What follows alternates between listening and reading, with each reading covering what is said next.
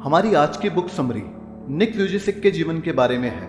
अपने जीवन के उदाहरण से निक समझाते हैं कि कैसा भी समय हो या कैसी भी परिस्थिति हो, आप खुद पर और भगवान पर भरोसा रखें कि आपको एक उद्देश्य से भेजा गया है और आप उसे पालेंगे। याद रखें कि जीवन कोई 100 मीटर की दौड़ नहीं बल्कि एक मैराथन है।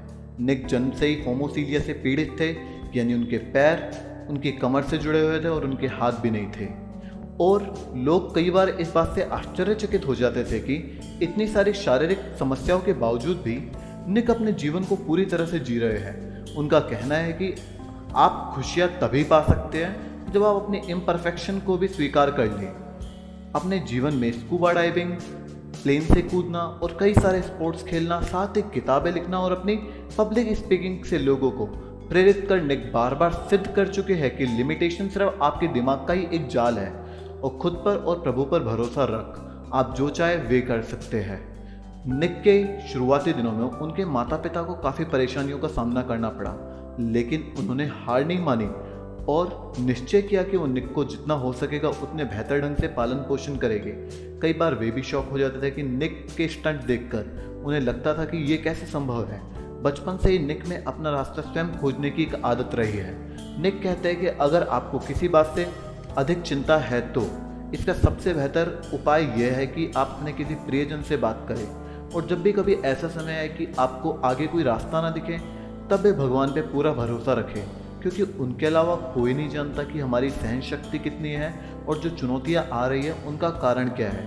आपको कोई तब तक नहीं तोड़ सकता जब तक आप खुद को टूटने की इजाज़त ना दें, और आपको ये जो क्षणिक जीवन मिला है इसकी पूरी कद्र करें।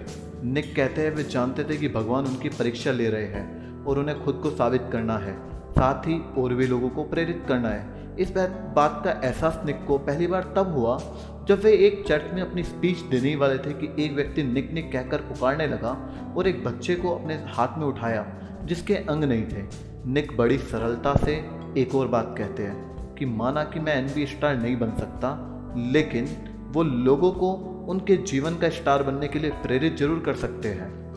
भगवान ने हम सभी को अलग और बेहतरीन तरीके से बनाया है, लेकिन कई बार कुछ फालतू सामाजिक और अजीब सामाजिक कारणों के कारण हम खुद से प्रेम नहीं करते और खुद को स्वीकार भी नहीं कर पाते।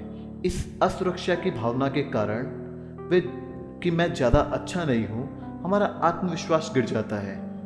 एक बार सिंगापुर में निक अपनी स्पीच दे रहे थे, तभी एक व्यक्ति ने बताया कि उसकी 14 साल की एक बेटी है जो कि खुद को पसंद नहीं करती और अपने लुक्स और शरीर से भी नफरत करती है।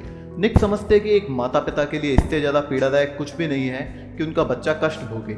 निक कहते हैं कि सामाजिक धारणाओं के कारण हम खुद को खो देते हैं, भरोसा हमें कहीं भी नहीं मिलता और जो एक चीज़ हमारे पास बच के रह जाती है वह है बेचैनी।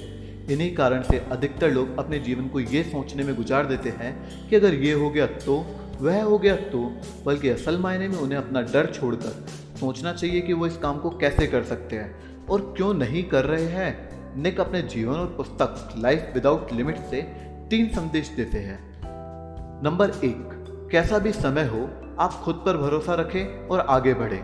नंबर 2, ऐसा भी हो सकता है कि जो भगवान आपके लिए चाहते हैं वो वह नहीं है जो आप पाना चाहते हैं। आपका कार्य केवल इतना ही है कि आप अपने मस्तिष्क को खुला रखें और खुद को आज़ादी दें हर हद पार करने की। और नंबर 3 और लास्ट, कि चाहे कैसा भी समय हो, खाली बैठने के बजाय खुद पर भरोसा रखें और अपना पहला कदम बढ़ाएं। जो भी आपको लगता है कि आप कर सकते हैं वो करें।